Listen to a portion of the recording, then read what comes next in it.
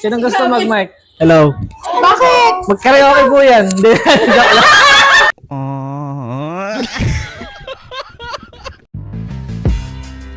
Hi guys, another food, another day here at Pinoy Corner.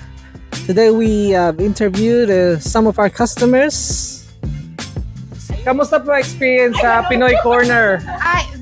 Very okay. It's worth a trip. Talaga Yes. naman. Lahat. Ang sarap ng siomai. Favorite. Kamusta po na meron na ngayong Filipino food na available everyday sa Oh, so proud.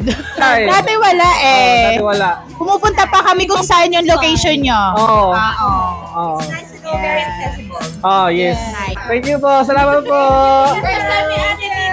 Thank you. Thank you po.